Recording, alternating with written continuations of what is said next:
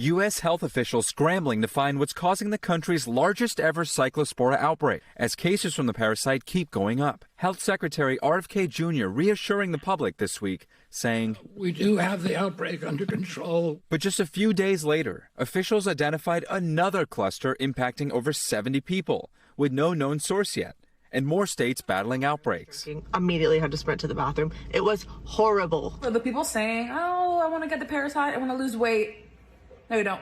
It's still unclear what the source is for all the cases, meaning manpower and resources are still needed to track down the culprit. Last year, the CDC cut back on its foodborne diseases active surveillance network, something we covered when NBC News reported it exclusively. The CDC is scaling back this critical program called FoodNet. The program had required monitoring of 8 pathogens, but the agency reduced it to just 2, leaving cyclospora for states to track on their own. It disrupted the flow and weakened the flow of scientific funding for this kind of agricultural science investigation and investment that needs to be done. The CDC telling NBC News earlier this month and reiterating to our Aaron McLaughlin today, there's no difference in how cyclosporiasis cases are reported to or handled at the agency in recent years, adding it's challenging to track because it could take a week for symptoms to appear. Former FDA Commissioner Robert Califf, under Presidents Biden and Obama, telling CNBC this week those cuts and others are problematic, while stopping short of saying they've made this outbreak worse.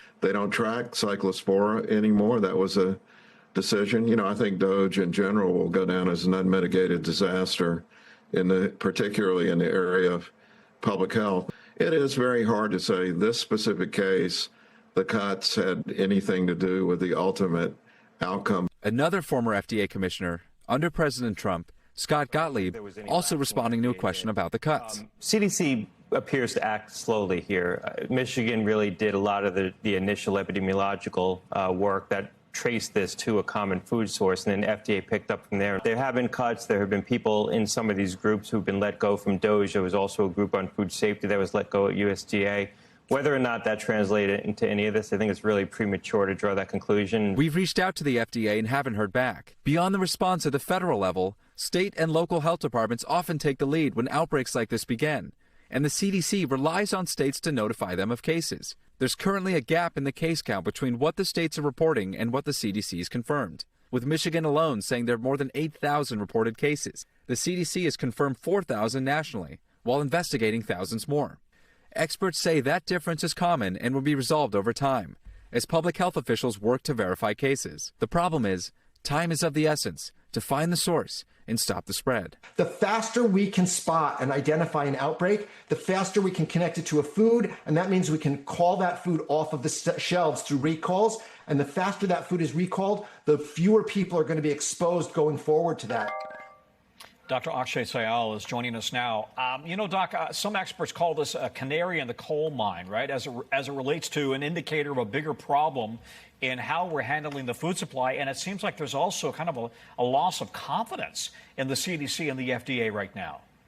Yeah, Tom, that's exactly it. And I think a large part of it comes down to that FoodNet program that you just heard in the piece there. So about a year ago, Tom, last summer, the cuts affected the FoodNet program, essentially making reporting of illnesses or bacteria or parasites like cyclospora optional. This also includes things like listeria, includes bacteria like Campylobacter. So if reporting for these pathogens becomes optional, we don't really have a good sense of, if there were an outbreak in one part of the country, could we rapidly identify the source? Could we contact people in other parts of the country, see if there's any similar sort of scenarios going on, and control those clusters before it just balloons into a massive outbreak? You're seeing now over 8,000 cases in the U.S., about 9 states so far confirmed linked to a sort of similar source, but several others cases out there with no real sort of sense of how the outbreak got there, Tom.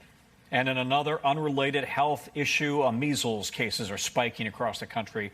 A lot to keep track of from your office. Doctor, thank you very much. We thank you for watching. And remember, stay updated on breaking news and top stories on the NBC News app or watch live on our YouTube channel.